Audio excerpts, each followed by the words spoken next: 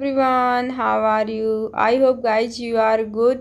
आई am Anju. जैसा कि हम सोशियोलॉजी का प्रैक्टिस सेट लगा रहे हैं, तो आज भी हम वही करने जा रहे हैं और कंटिन्यू इस सीरीज को हम रखेंगे। तो आप लास्ट तक हमारे साथ यूं ही बने रहें, बीच में स्किप करके ना जाएं। चलते हैं क्वेश्चन पर। क्वेश्चन जो आज का हमारा पहला है वो है, गांव एक लघु गणराज्य है, किसने कहा? Metcalfe, A R. Desai, Karl Marx, Mahatma Gandhi. तो बताइए किसने कहा है? तो यहाँ पे जो हमारा राइट आंसर है वो है Metcalfe. A is the right.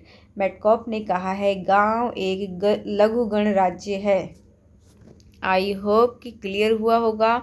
Next question है, निम्न में से किसने ग्रामीण नगरीय सातत्य की अवधारणा के विकास में योगदान दिया?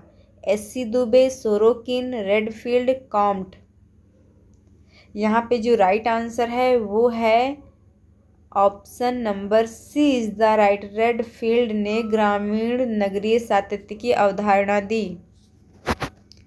नेक्स्ट क्वेश्चन है, ग्रामीण भारत निम्न किस आधार पर नगरीय भारत से भिन्न है? शैक्षणिक स्तर, आर्थिक स्तर, स्वास्थ्य संबंधी स्तर, उपरोक्त सभी स्तर। तो बताइए जो ग्रामीण भारत है नगरीय भारत से किस प्रकार से अलग है, किस प्रकार से भिन्न है? तो यहाँ पे जो राइट आंसर है वो तीनों ही यहाँ पर हो जाएंगे, मतलब उपरोक्त सभी स्तर। D is the right. अगर हम देखें जो ग्रामीण भारत है और जो नगरीय भारत है उसके अंदर अगर हम अंतर को देखने की कोशिश करें क्या अंतर है, तो हमें शैक्षणिक स्तर पर भी अंतर देखने को मिलता है कि जैसे हम सभी जानते हैं जो नगर में रहते हैं, सिटी में रहते हैं, उनको फैसिलिटी अच्छे से मिलती है, जो उनकी एजुकेशन वगैरह है वो अच्छे से ले पाते हैं। उनकी जो आर्थिक लेवल को देखा जाए तो वो भी उनका काफ़ी अच्छा होता है और हेल्थ संबंधी इश्यूज़ भी नहीं आते, क्योंकि सिटी में रहने के जो रहते हैं लोग उनके पास फैसिलिटी बहुत होती है। वहाँ पे हॉस्पिटल की कमी नहीं होती, वहाँ पे कॉलेज स्कूल्स की है ना कमी नहीं होती है। बहुत सारे, अगर हम आर्थिक लेवल की यहाँ पर बात कर रहे हैं तो बहुत सारी ऐसी इंडस्ट्रीज़ हैं जहाँ पे जाकर वो अर्निंग कर सकते हैं, अपने जीवन को जीने के लिए अच्छा खासा कमा सकते हैं। जबकि अगर हम ग्रामीण क्षेत्र में देखें तो ये सारी जो फैसिलिटी हैं हमें देखने को नहीं मिलती हैं, बहुत कम सुविधाएं मिलती हैं। तो आई होप कि आप समझ गए होंगे। मूव करेंगे अगले क्वेश्चन की तरफ। ग्रामीण एवं नगरीय समाज को पृथक करने का आधार है जनसंख्या का आकार, उपभोग की प्रवृत्ति, व्यवसाय की प्रकृति, सामाजिक संबंधों की प्रकृति। तो बताइए ग्रामीण एवं नगरीय समाज को पृथक करने का क्या आधार है? यहाँ पे जो राइट आंसर है वो है व्यवसाय की प्रकृति। सी इज द राइट।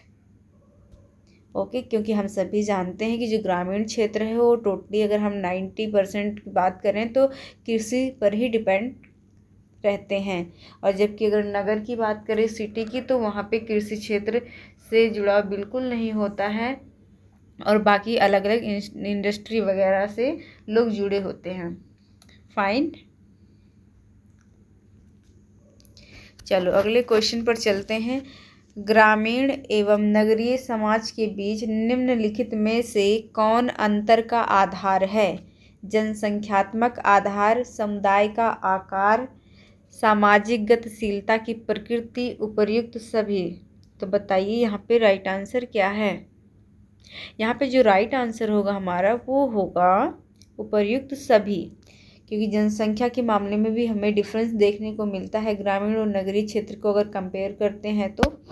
और समुदाय का आकार, क्योंकि हमने देखा है कि जो अगर सिटी को देखें तो आकार वहाँ छोटा देखने को मिलता है। जब परिवार की बात करें हम, एकाकी परिवार आपको देखने को मिलेगा, लेकिन आप ग्रामीण क्षेत्र में जाएंगे तो वहाँ जो परिवार की अगर संख्या की बात करें तो ज़्यादा है, समुदाय बड़े बड़े हैं वहाँ पर।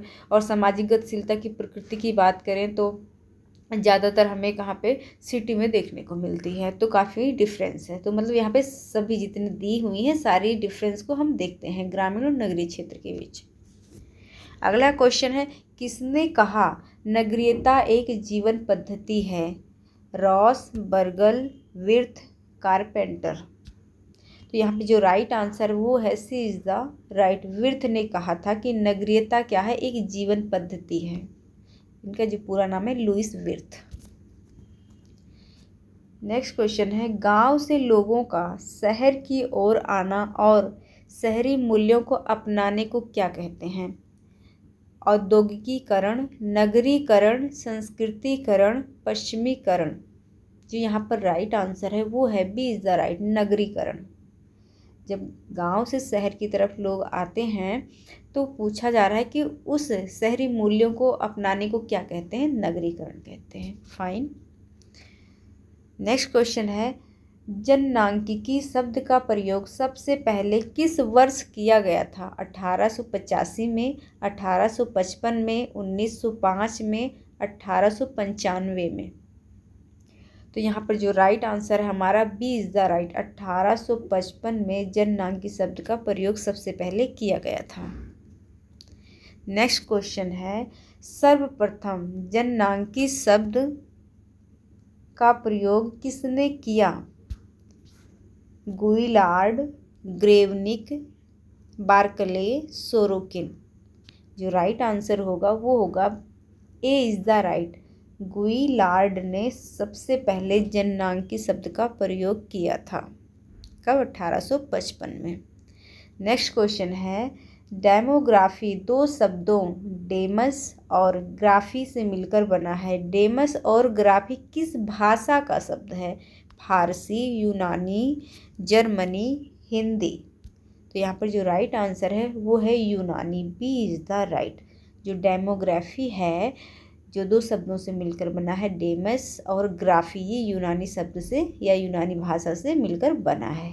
Okay fine, is it clear? I hope कि क्लियर हुआ होगा। तो please do like the session, do share the session and subscribe to my YouTube channel. So bye bye, thank you very much.